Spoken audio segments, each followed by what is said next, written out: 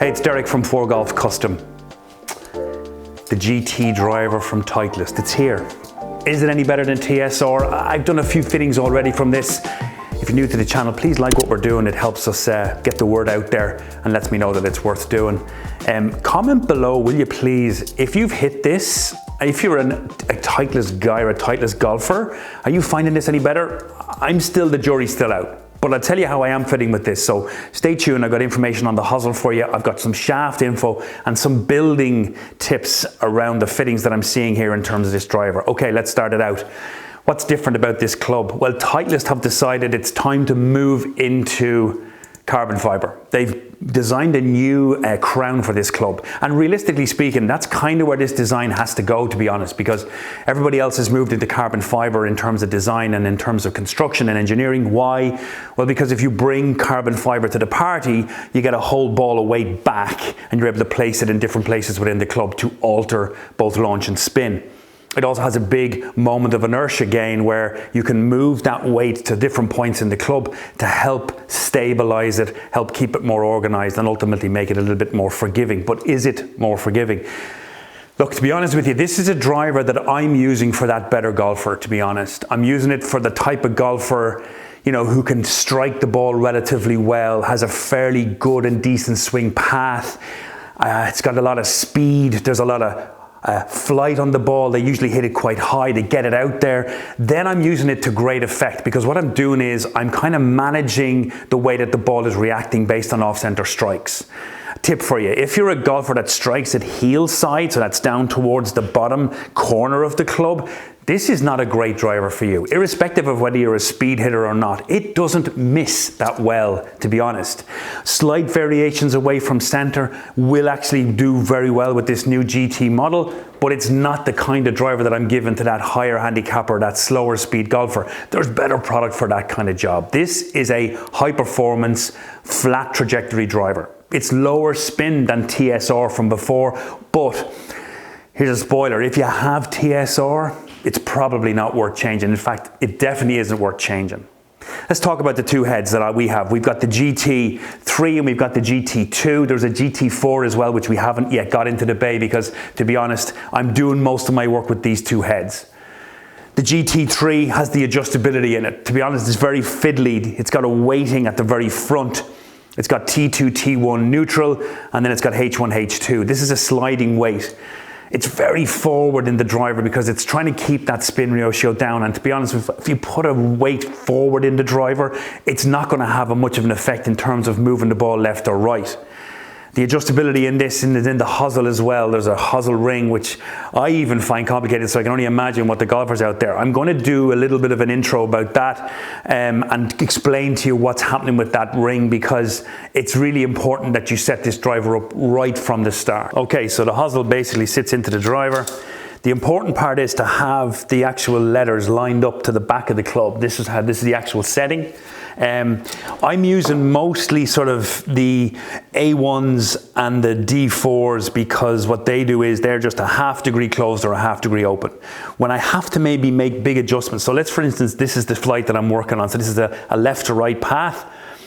The driver strike is fairly centered, but it's cutting to the right. I look to try and close this, so I'll move up into the A4s or the B3s. So that's A4 or the B3s. The more flatter I go, the more open it is a little bit, and the more upright, the more closed. So it is a little complicated, but you can see here the A's, B's, A3, B3, A4, B4 are all closed.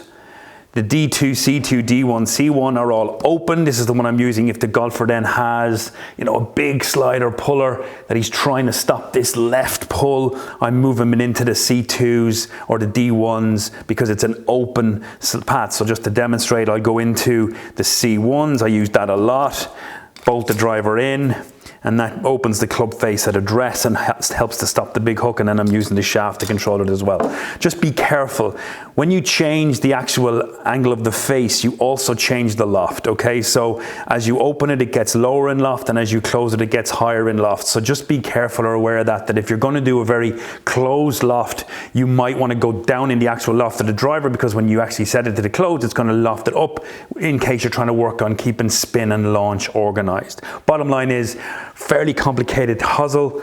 You get this wrong, the driver's definitely not going to work, and because it's more suited towards that better player, this kind of fine tuning is definitely going to be something that you're going to look into. So get it right from the start, get properly fitted, get the shaft, working with the hosel, working with the head, working with the loft, and remember your window of flight. Get that spin and launch and land angle absolutely perfect based on the settings. The GT2 product has a weighting at the back. It's got no adjustability up front. It has a massive weight at the back, and this is probably more of the stability driver. I'm doing more of the GT2 than I am of the 3, primarily because I'm trying to control the moment of inertia more on that driver. Having the weight at the back also helps me with launch, and then I'm tuning the hosel and bringing the shaft in.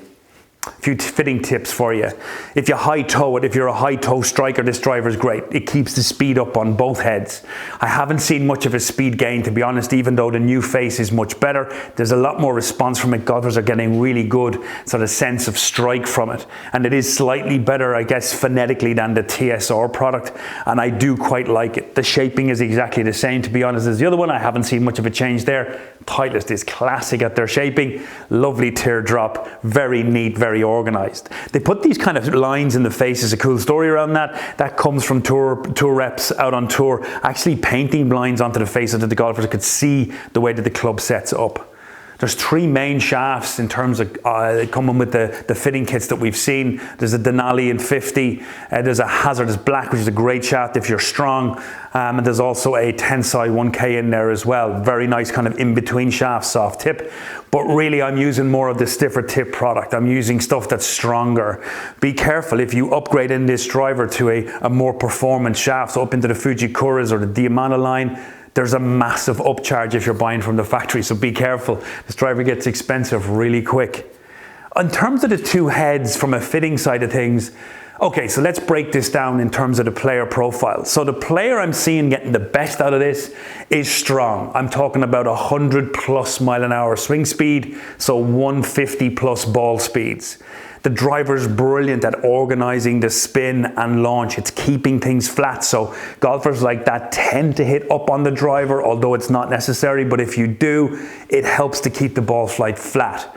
The lofts in it, you know, I'm using kind of in between. I'm using 9 sometimes, I'm using 10, and other times I'm trying to launch it because the 10 degree does help to flight the ball. This is the best driver in the market if you're strong and you hook the ball, because it's one of the few that you can open the face out on the club enough that it has a very sort of a anti-left, a right to left flight. So if I got a golfer who's strong, releases on the inside, turns through impact and tends to close the face, I can stabilize it through the hosel design. I can stabilize it with the actual shaft and the way that the torsional value of the shaft and flex work, and I can hold the club head off really well through impact and keep the drives much straighter and allowing the golfer to still release and swing hard through the shot.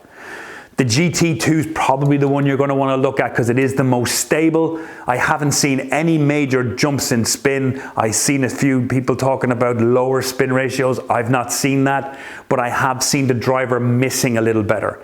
Look, if you're a higher handicapper and you're a slower swing speed, probably steer away from this product. If you're strong and fast and want to control it, it does miss very much. I guess it misses better, if that's the right word, than TSR. Shafts, be careful. The standard length is 45.5 inches, but for that better player, I'm tending to keep the shaft length shorter. I'm really getting into the 44 3/4 and maybe even just into 45s. Again, keeping the shaft length shorter helps to control the strike, keeping it more centered, getting the best from this driver. Bottom line is, pretty, always was going to be. Design pretty good. It's got a little bit more aerodynamics to it, claims. I've seen minor ball speed changes, but really what's coming here is with this new carbon fiber crown, it's giving the driver more forgiveness, if that's the right word. Moving the CG further back, creating that kind of a more balanced driver head is having a massive effect on controlling the miss, but be under no illusion. This is for the better player. Don't make the same mistake, get this driver and think that it's going to be the most forgiving club in the world. It's not going to do that for you. Hope you enjoyed that. Might see you at the next video. Thanks for watching. So talking about the adjustability on the GT3 driver, here's a quick tip for you. If you're going to adjust the actual weighting, so the T2, T1, and you want to get it to draw or to fade, do not take the whole plate off.